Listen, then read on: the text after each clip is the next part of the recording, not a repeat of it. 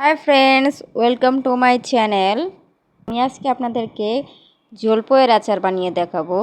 এর জন্য আমি একটি কড়াইয়ে সরিষার তেল দিয়ে দিচ্ছি।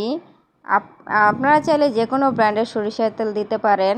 আমি সরিষার তেলটাকে একটি কড়াইয়ের মধ্যে বড় একটা ছড়ানো কড়াইয়ের মধ্যে ঢেলে নিচ্ছি।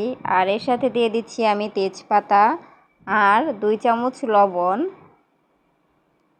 আপনাদের জলপই অনুযায়ী আপনারা পরিমাণ মতো লবণটা দিয়ে নেবেন। আর সাথে দিয়ে নিচ্ছি আমি বানিয়ে রেখেছিলাম আগেই 5 ফোড়ন গুঁড়ো, সাথে শুকনা মরিচের গুঁড়ো, দুটোটা একসাথে মিক্স করে রেখেছিলাম। এখন আমি এই 5 ফোড়ন আর শুকনো মরিচের গুঁড়োটাকে দিয়ে দিচ্ছি সরিষার তেলের ভিতরে, দিয়ে কিছুক্ষণ নাড়াচাড়া করে আমি এর সাথে দিয়ে দিচ্ছি জলপই।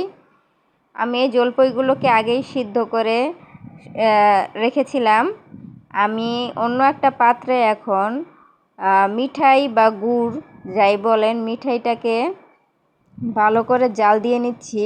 দেখুন আমি কিভাবে জাল দিচ্ছি, আপনারাও সেমভাবে জাল দিবেন। এখন আমি জলপইয়ের ভিতরে এই মিঠাইটাকে ঢেলে দিচ্ছি। ঢেলে ভালো করে নাড়াচাড়া দিয়ে কিছুক্ষণ রান্না করে নেব। আর ভিউয়ার্স, আমার কথাবার্তা যদি আপনাদের বুঝতে সমস্যা হয় তার জন্য আমি দুঃখিত। আর ভালো লাগলে প্লিজ আমার চ্যানেলটা সাবস্ক্রাইব করবেন। দেখুন আমার জলপইটা কিন্তু হয়ে গেছে, প্রায় হয়ে গিয়েছে। আর এটা কিন্তু একবারেই সহজ। অনেকেই বলে না আচার বানানো খুব কঠিন। দেখুন আমি কিন্তু রান্নাটা করে ফেলেছি একেবারে সহজ পদ্ধতিতে। এরকম সহজভাবে আর কেউ দেখাবে না। দেখুন আমার এই আচারের টেস্টটাও কিন্তু খুবই মজা হয়েছে। আপনারা একবার প্লিজ ট্রাই করে দেখবেন। Bye bye friends.